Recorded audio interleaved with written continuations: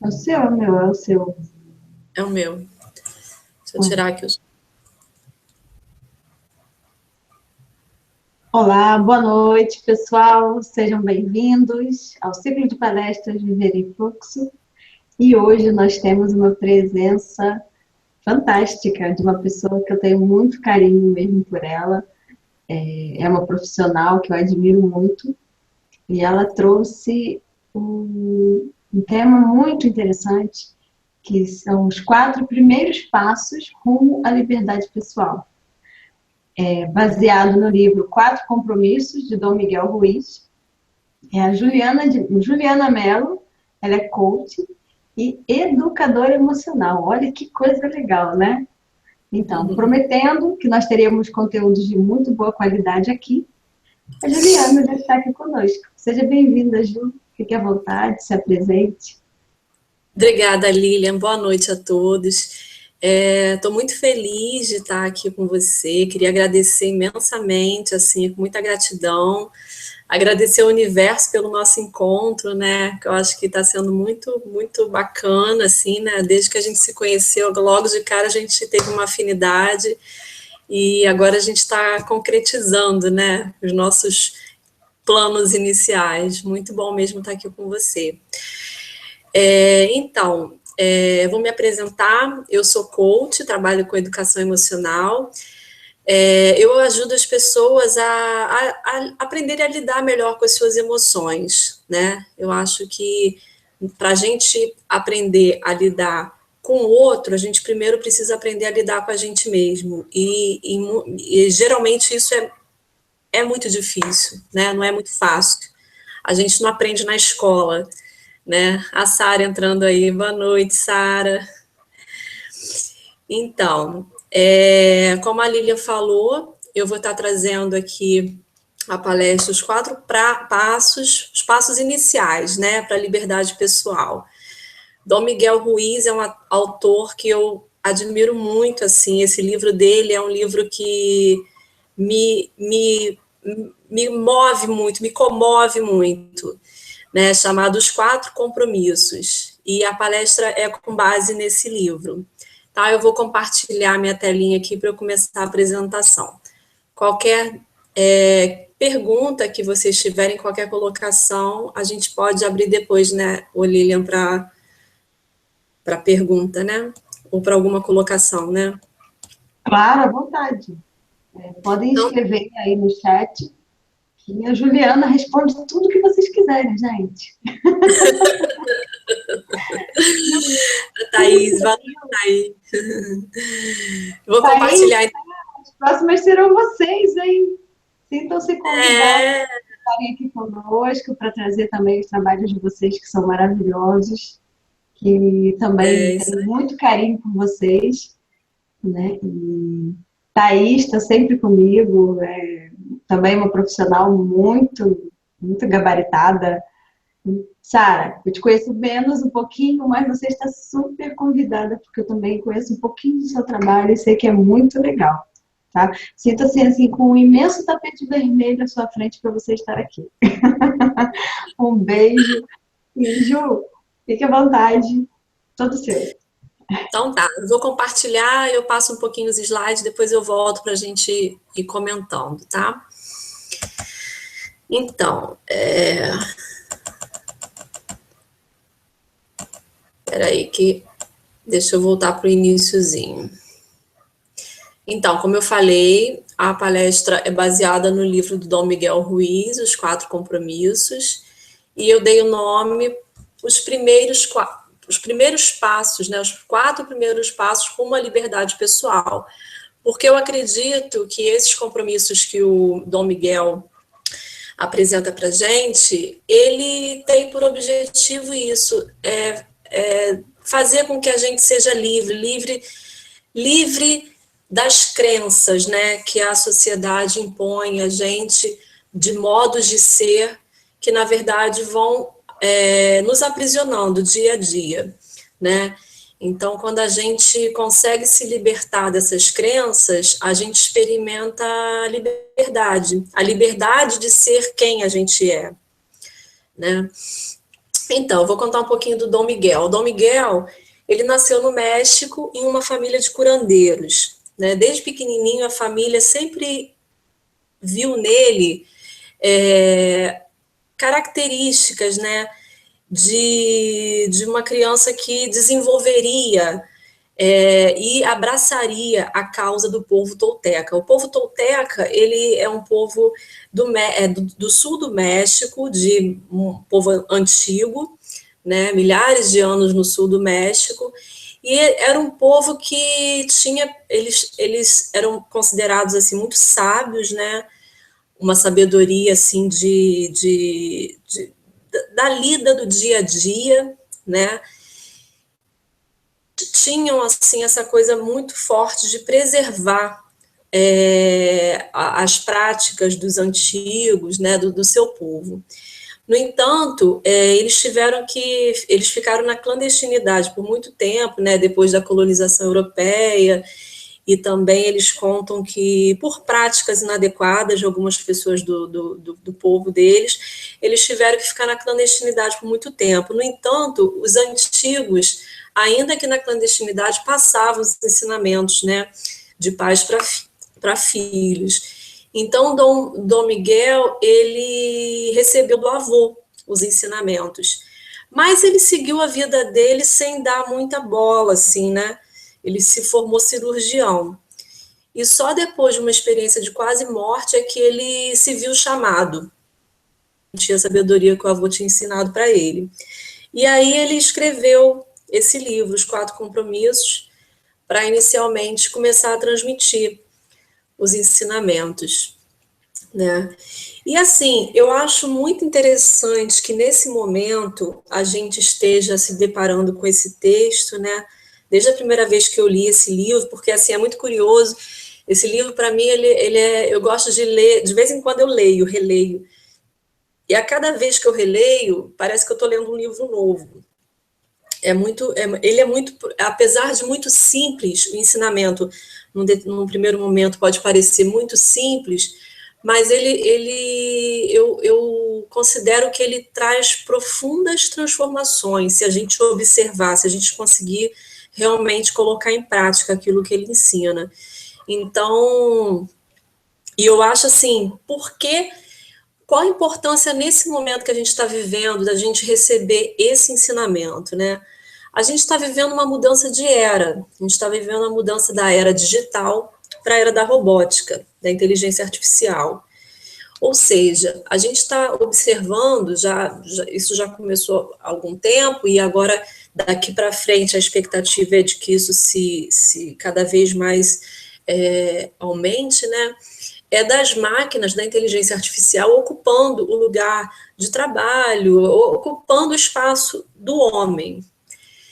Só que a inteligência artificial, ela não vai conseguir ocupar as funções que são essencialmente humanas, ou seja, aquelas onde as emoções têm muita importância, né? Então, assim,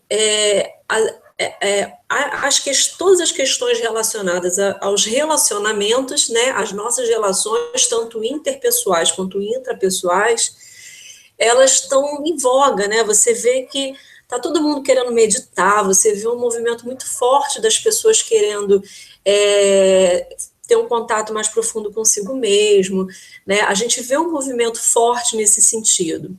Então, assim, eu acho que essa mensagem do povo tolteca, eu acho que ela cai como uma luva, assim, para o momento que a gente está vivendo atualmente, né? A gente tem os robôs versus os homens, e eu acho que cada vez mais a gente observa a necessidade da gente focar, né, nas relações humanas. Aí eu coloquei, ó, as mudanças de era são sempre complexas, né? Porque a gente vive num mundo em transição, o que era conhecido não serve mais, e o que está por vir a gente ainda não consegue compreender perfeitamente. Então as pessoas sofrem, a gente vê que a gente está numa época assim, né, de muito sofrimento, a gente vê depressão, insônia, alcoolismo, ansiedade, todo dia a gente se depara com essas palavras, né? Elas fazem parte do nosso cotidiano. E isso tem que ter uma razão, né? E apesar de eu não ser profunda conhecedora de astrologia, eu sei também, né, eu tenho lido que isso tem a ver também com essa mudança da era, né, de peixes para a era de aquário. A era de peixes foi uma era, está sendo, né, que ainda não terminou, uma era do fazer, né, do construir. E a era de aquário, a ideia já é a era do ser, né? Então, assim, a gente construiu, aí em determinado momento a gente se perdeu da gente mesmo, né? Então, a era de aquário, ela vai trazendo a gente para o nosso centro, para a nossa essência, para a nossa identidade, né? Então, assim, eu percebo que as pessoas, elas sentem que tem algo acontecendo no mundo, algo diferente, mas não sabem exatamente o que, que é, né? E o maior dilema de nossas vidas, ela está situada no campo das relações, né? Como eu falei já, as nossas relações com a gente mesmo, as relações da gente com os outros. Então, eu acho que esse é o maior, é o que pega mais para as pessoas, né? A gente vê, assim, uma população desconectada de si mesma, né? As pessoas não se conhecem, as pessoas não se questionam sobre si, do todo, né? Você vê, assim, um individualismo muito forte, e as pessoas seguem o que a gente chama de normose, né? As regras da sociedade sem questionar, né? Estão meio como se elas estivessem vagando, né? Vagando como zumbis, né? Então não sabe para onde estão indo, mas estão indo, né? O Dom Miguel, ele traz para a gente o conceito do sonho da sociedade ou sonho do planeta. Ele fala o seguinte, que quando a gente chegou, né, quando a gente nasce, a gente já recebe um sonho, que é o sonho da sociedade, ou sonho do planeta. O que seria isso? Seriam todas as regras, as crenças, as leis, a cultura, né, a educação, os eventos sociais, tudo já vem pronto para a gente, já vem determinado. A gente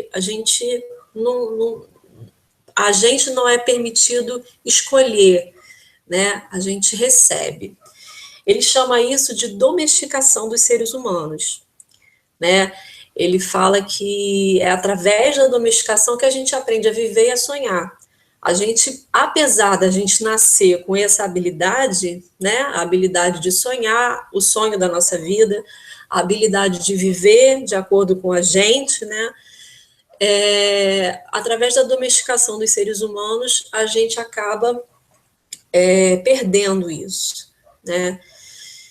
A gente educa as nossas crianças através de um sistema de castigo e recompensa, né? A gente castiga se ela não está sendo boazinha, e aí a gente recompensa se ela foi legal. E aí, com medo de ser punido, né, e de não ganhar essa recompensa, a gente acaba fingindo ser o que a gente não é, só para agradar. E com isso, a cada dia a gente vai se tornando mais ser alguém que a gente não é. A gente vira uma cópia, né, de todas aquelas pessoas ou da sociedade como um todo, né? Dom Miguel fala que todas as nossas inclinações naturais, elas são perdidas no processo de domesticação. A nossa natureza, ela é completamente abandonada, a nossa essência, né?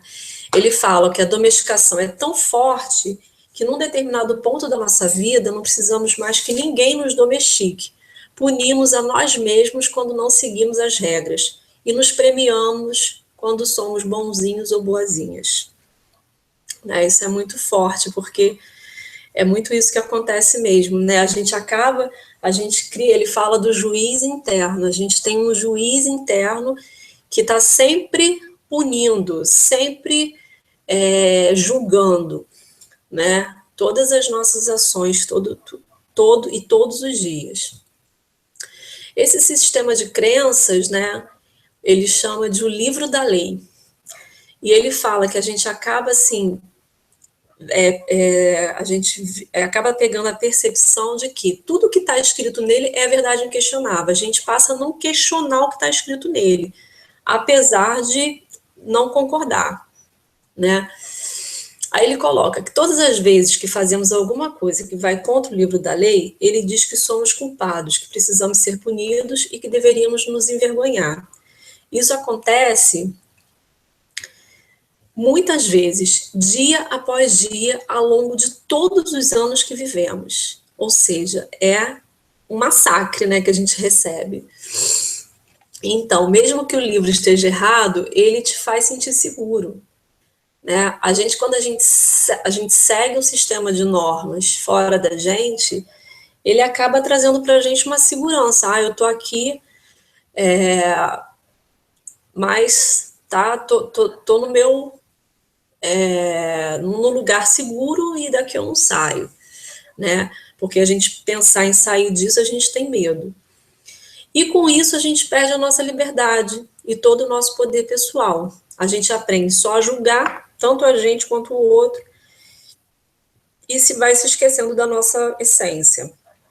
Para desafiar essas crenças, só com muita coragem, né? E é por isso que tem muita gente sofrendo hoje, né? No meu ponto de vista, as pessoas sofrem muito por isso, porque elas seguem o sistema de crenças. No entanto, esse sistema de crenças já não serve mais, né?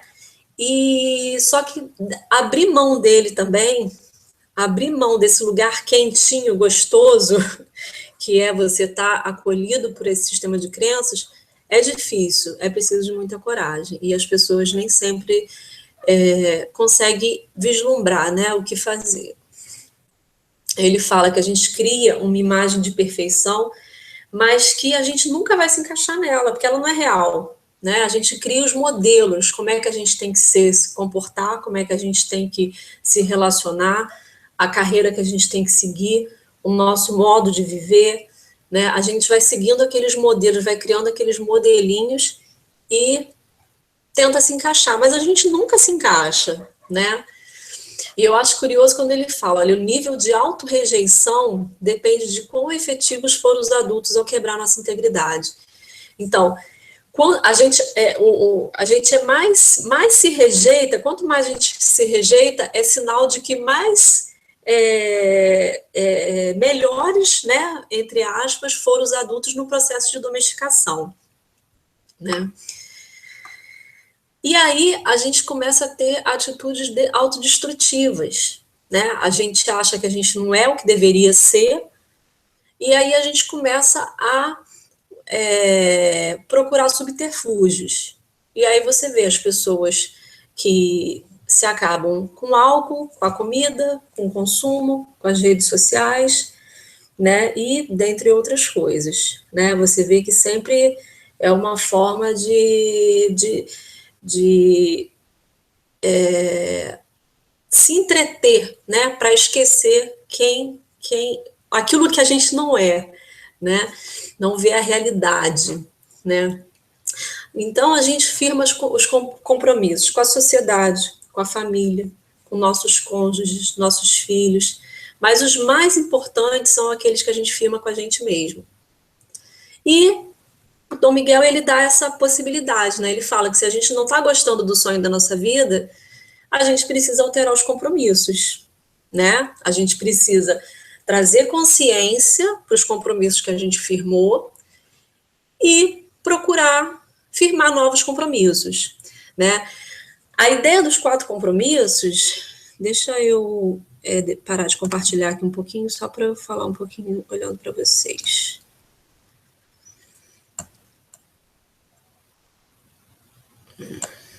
A ideia dos 4 compromissos...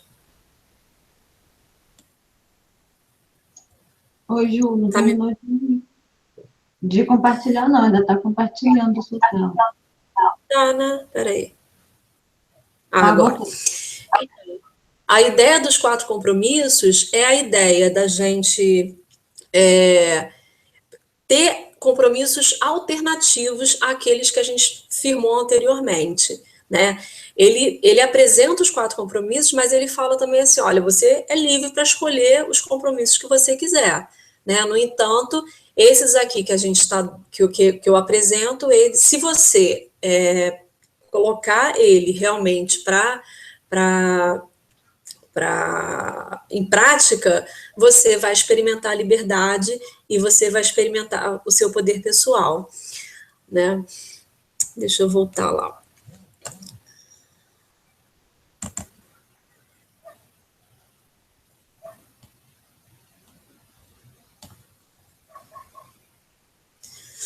Então, o primeiro compromisso, ser impecável com a sua palavra, né? Dom Miguel lembra para a gente do poder que tem a nossa palavra, né?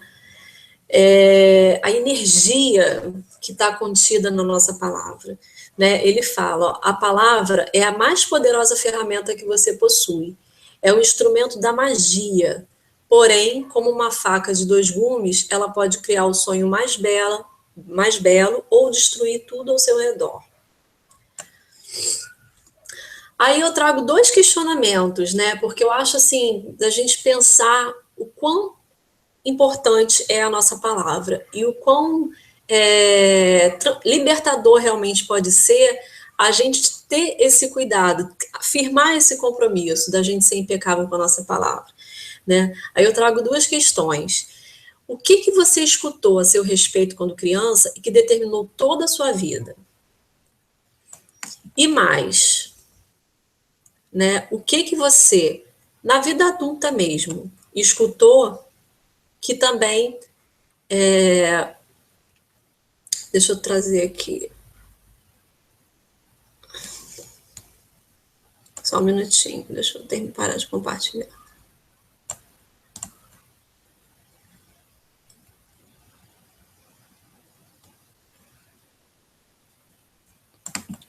São duas questões para a gente refletir, né? Porque quando a gente é criança, a gente escuta o tempo todo, né? Como a gente está nesse sistema de crenças, a gente escuta o tempo todo os julgamentos, né? Dos nossos pais, dos nossos professores, dos familiares em geral. E eu acho que para a gente tomar consciência assim, da importância da gente firmar esse compromisso é a gente pensar o que a gente escutou lá na nossa infância e que determinou os nossos dias até hoje, né? E o que hoje mesmo a gente quando adulto, a gente escutou de um chefe, de um namorado ou de qualquer uma outra pessoa importante para a gente e que também impacta a nossa vida, né? Então, quando a gente percebe o poder da palavra do outro para a gente, é quando a gente percebe o poder da nossa palavra. Se o que o outro falou para a gente pôde fazer, a gente sentiu o que pôde fazer com a gente sabe, a gente tem noção do que a gente pode fazer também com a nossa palavra, né? Então, esse compromisso, ele é muito forte, assim, eu acho que é aquela coisa, parece uma coisa muito simples, mas é muito forte, a palavra é muito poderosa, né? Ele fala, ó, como o sistema de crenças nos fez perder nosso poder pessoal, não acreditamos em nós mesmos, no nosso potencial, então usamos a palavra para denegrir o outro, também, para que a gente não se sinta tão mal, ou seja, a gente, né, perdeu o nosso poder pessoal, a gente não sabe quem a gente é, do que a gente gosta, quais são as nossas habilidades, os nossos valores. Então, a gente não está bem. Para que o outro não corra o risco assim, de só a gente não estar bem, a gente usa a nossa palavra para diminuir o outro, para que ele também fique igual a gente. Aí a gente não vai se sentir tão mal, né, sabendo que está todo mundo junto no mesmo barco. Então, a gente costuma usar a palavra para amaldiçoar, para culpar, causar remorso, destruir, rotular, né? Na maior parte do tempo, a palavra é usada para espalhar veneno pessoal, expressão da nossa raiva, ciúme, inveja, ódio. Isso é muito forte, eu vejo assim, especialmente com as crianças, né?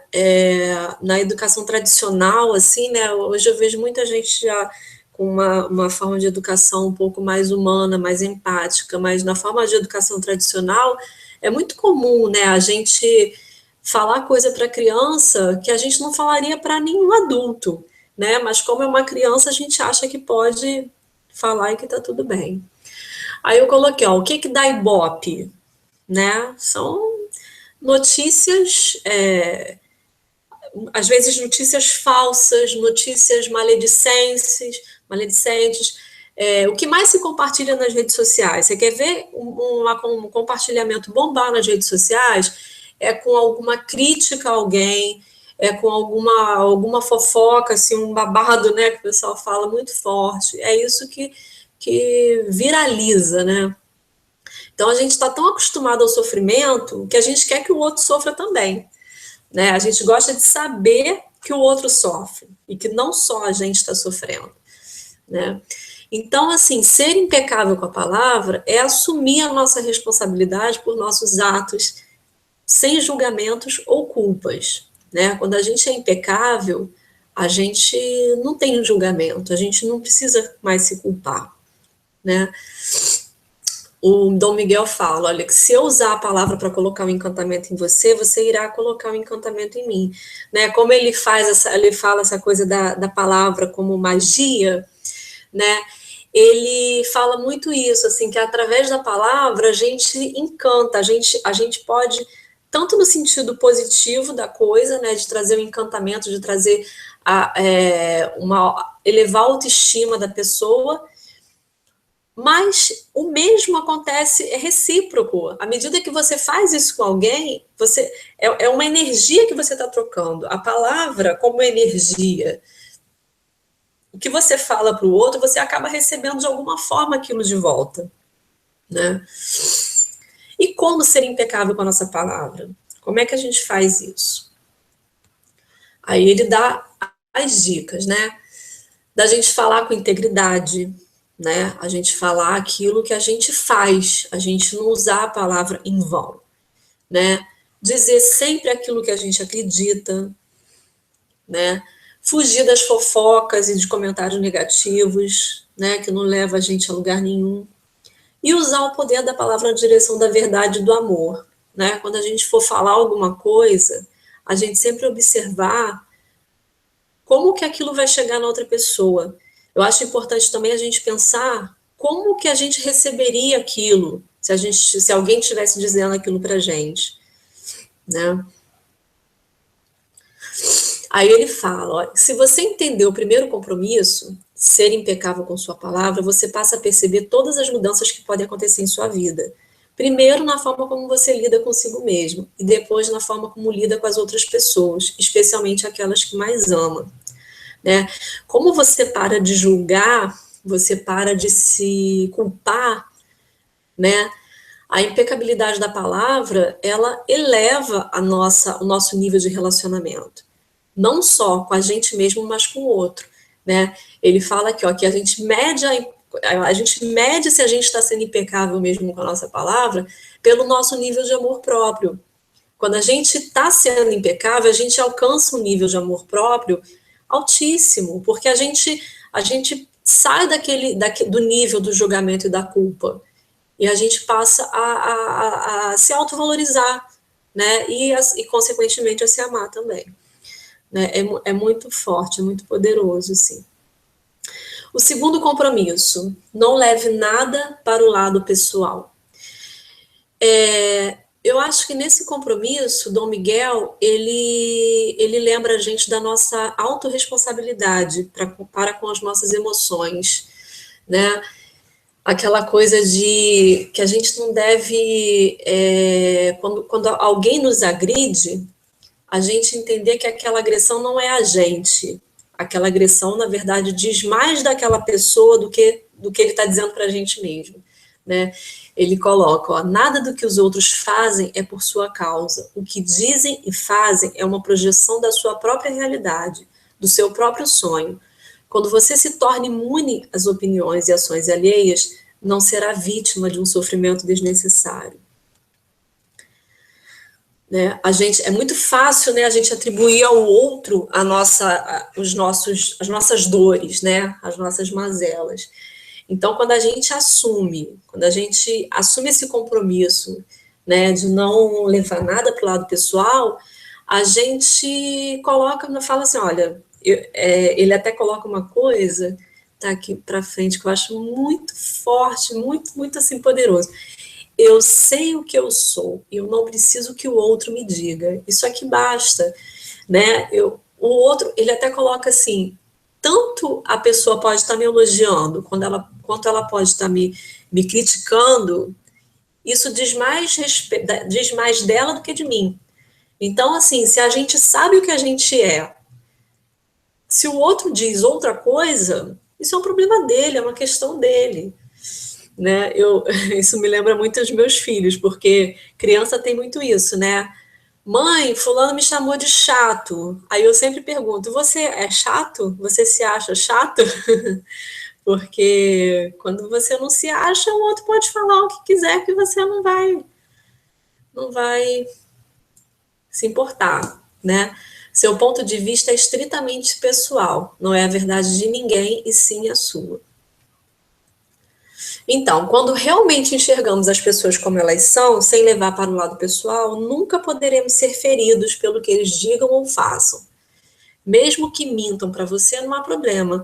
Estão mentindo porque tem medo que você descubra que não são perfeitos, né? Então, é outro compromisso também muito forte, assim, muito que é capaz de trazer a gente para um outro patamar, assim, né? De relacionamento. O Tem uma terceiro. também. Oi, Lilian. Oi, posso falar um pouquinho? Pode, claro. Tem um, até entra no primeiro e entra também no segundo, que é com relação à quantidade de palavras negativas que as crianças ouvem enquanto crianças. Eu até estava procurando aqui a pesquisa para falar o número exato, né? Mas tem pesquisas que falam a respeito disso, da quantidade de nãos que as crianças recebem, né? Até uma idade mínima, até os 3 anos de idade, se não me engano. E outra questão que também me deixou muito presente aqui é o falar com misericórdia, né? Ouvir com misericórdia, ver com misericórdia, né? E falar também.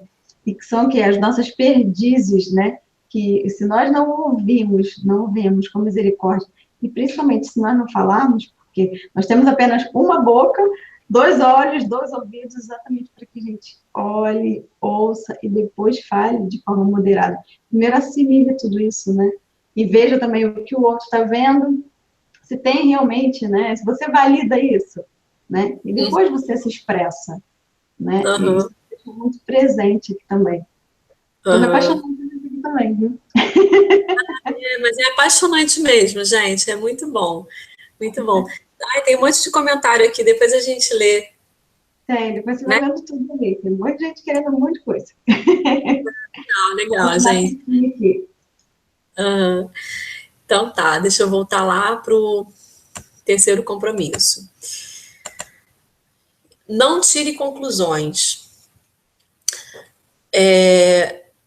Nesse compromisso, ele fala, né, que a gente costuma, a nossa mente, né, ela cria veneno emocional tirando conclusões daquilo que o outro falou, né? A pessoa fala, isso acontece muito em relacionamento, especialmente relacionamento, né, de casal, assim, né?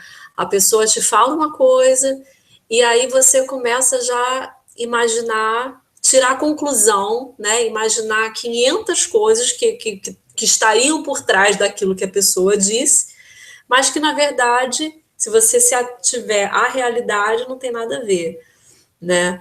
Ele fala que se você quer, uma forma de evitar tirar conclusões é fazer pergunta. Não compreendeu? Pergunta. Não está claro ainda? Questiona. Até você chegar na realidade dos fatos, né? Quantas e quantas vezes a gente discute, a gente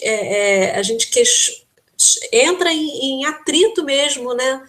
Dentro de uma relação, porque simplesmente a gente não teve a capacidade de conversar, de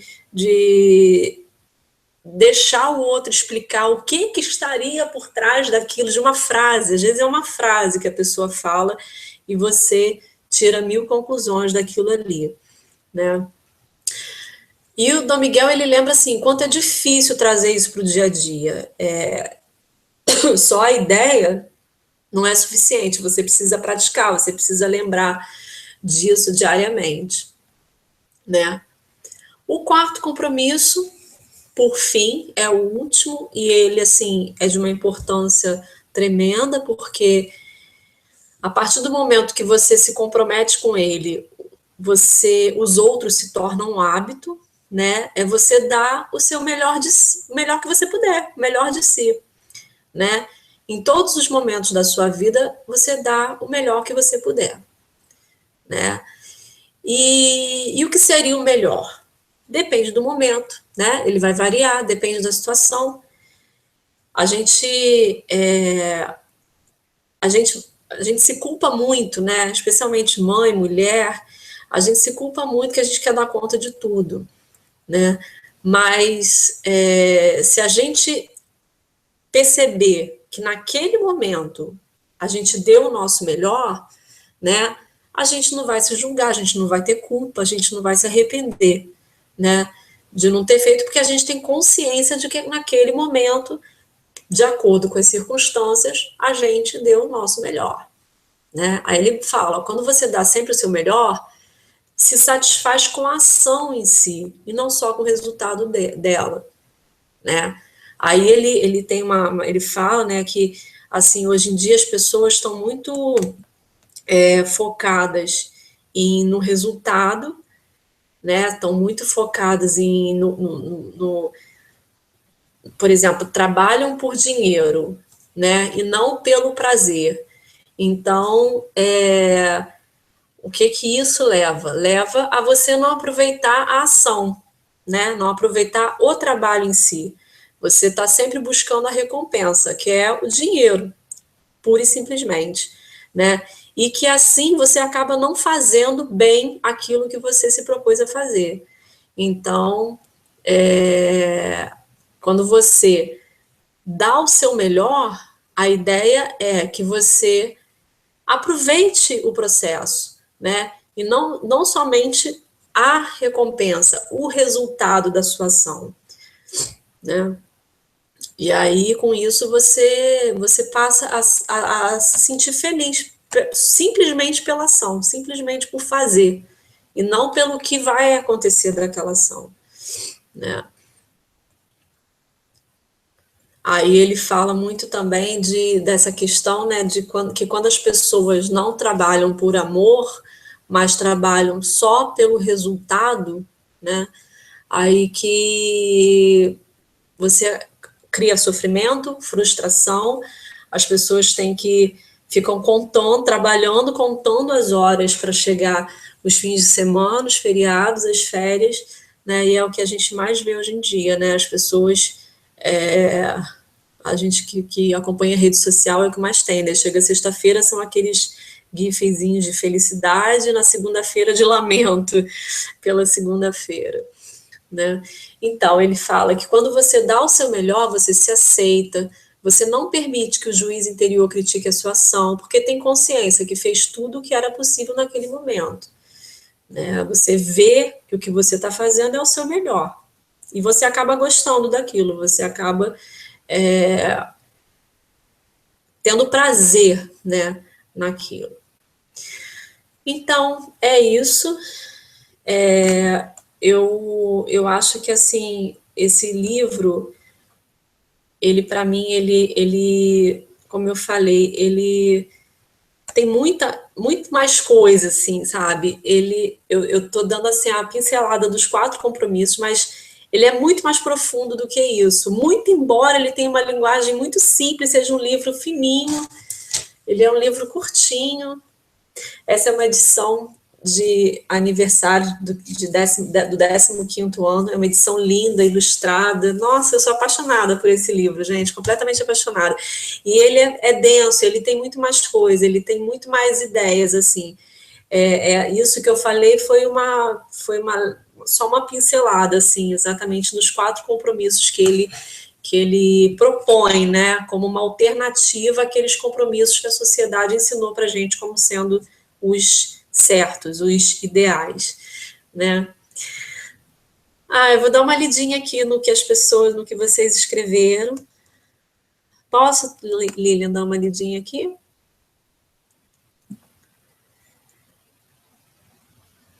Não estou te ouvindo, Lilian.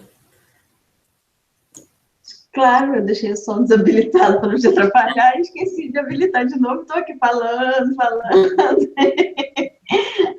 É bem aí, a gente posta as coisas das meninas, do pessoal. Uhum. Então. Cadê? Ah, Soraya. Começou lá embaixo, viu? A Sara. Thaís, é isso mesmo, né? O Pequeno Príncipe tem. Eu adoro essa frase também do Pequeno Príncipe. Tu te tornas eternamente responsável pelo aquilo que cativas. É isso mesmo. É a nossa responsabilidade, né? Por tudo que a gente faz, não só pelas coisas boas, como as coisas ruins, né? Legal. Aí a Sara botou um dos fatores da comunicação que bloqueia a compaixão na comunicação não violenta são os julgamentos moralizadores. Toda a base desse trabalho é alinhado com a questão da impecabilidade da palavra. Tem muito a ver, Sara. Eu ia até falar, quando eu estava preparando a apresentação, em algum momento eu pensei na comunicação não violenta, mas eu falei, não, tem a Sara que tem muito mais gabarito para falar da comunicação não violenta, mas com certeza tem muito, muito a ver. Eu gosto a Lilian, gosto do entendimento das perdizes. Temos dois ouvidos. É isso que você falou, né, Lilian? Da gente ter dois ouvidos, dois olhos e só uma boca. É a força mesmo da palavra. Rafael, legal, Rafael tá aí. Tanto que se fala até, se fala sobre o pensamento positivo, mas o verbalizar positivo, né? Isso se fortalece até. E tem a ver também que você envolve você envolve a sua audição, você, né, se você se olhar no espelho falando, por exemplo, uma palavra, estou feliz, né? Você sorri, e traz aquilo, então já te traz uma outra conexão, né? E você só vai acumulando, né, o poder da palavra com tudo isso. Né? Sim. A questão também de vibrar, né? Porque o som, na verdade, ele tem a vibração, por isso que o som, né? Claro, então, assim, ele traz a energia nele, né? Aí eu vou falar sobre energia, né? Ele traz a energia daquilo. Tanto que tem um livro dos cristais na água, né? Que foram congelados e, né? E com as palavras de ódio, raiva e tudo mais, a imagem ficou muito feia. E quando se fala em amor, quando a água, né, foi exposta a palavras de amor, de carinho, de coisas boas, né, os cristais ficaram lindos, viraram mandalas, né, depois de congelados. É Então, verdade. assim, são experiências que vão, na verdade, comprovando tudo isso, né? E os nossos corpos mesmo são, né, acho que 80%, né? A água, se não me engano, são 80%, e se não for um pouco mais ou um pouco menos. Mas, assim, e nessa da gente vibrar o que a gente fala, a gente só vai trazendo essa para a gente, né? Sim. Porque nós estamos quando nós falamos a impecabilidade, né, você está falando uma verdade, então aquilo sai é um fluxo, né?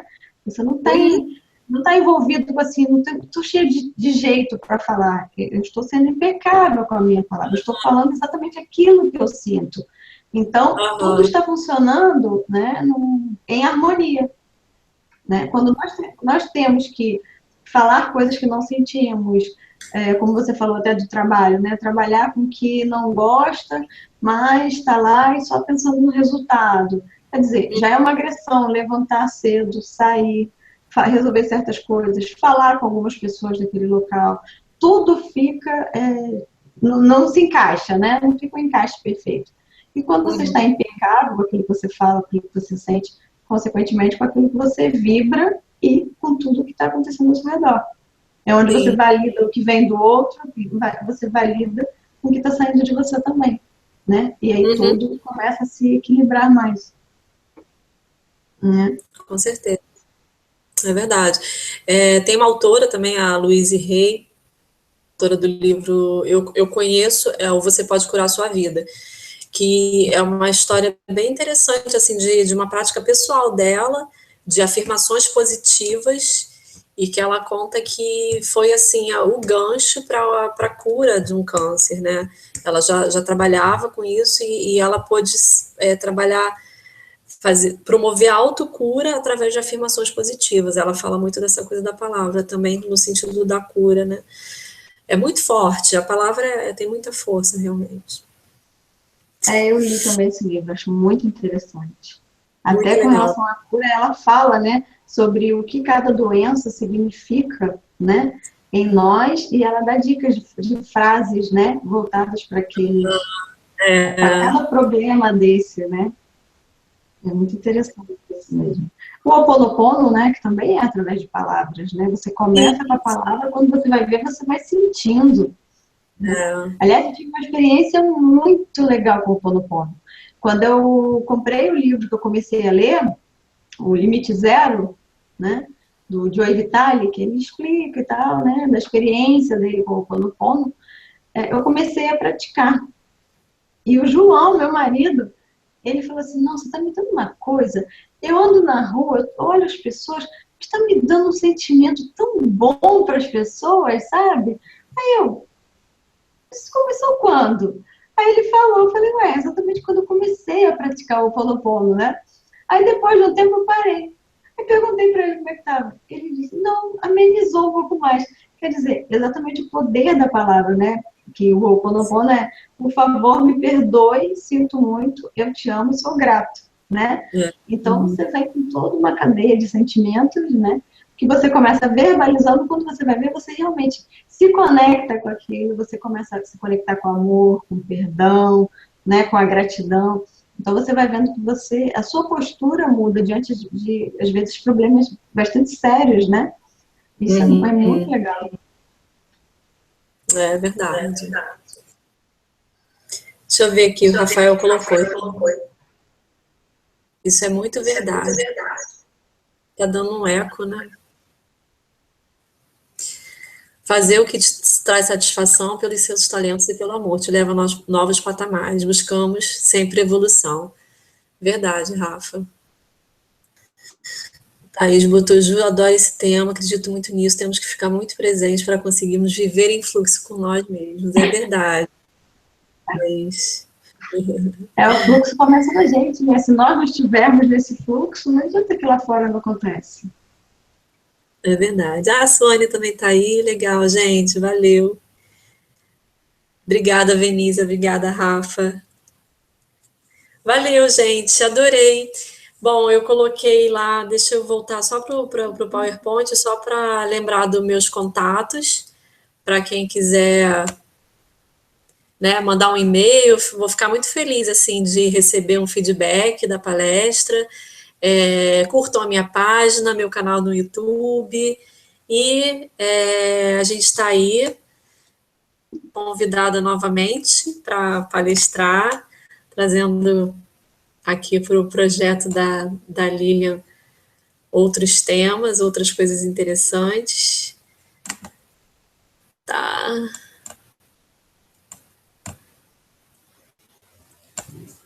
Ai, meu Deus. Voltei.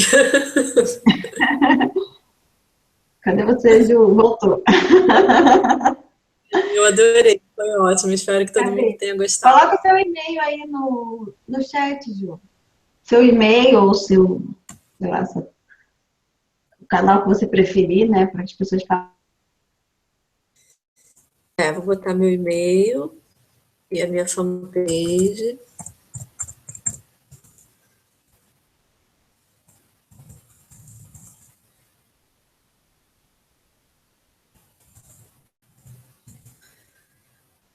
Facebook /.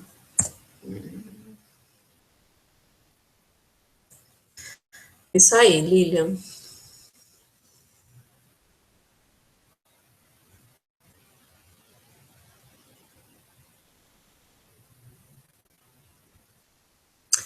Um beijo, eu acho que caiu, acho que a Lilian caiu. Até a próxima.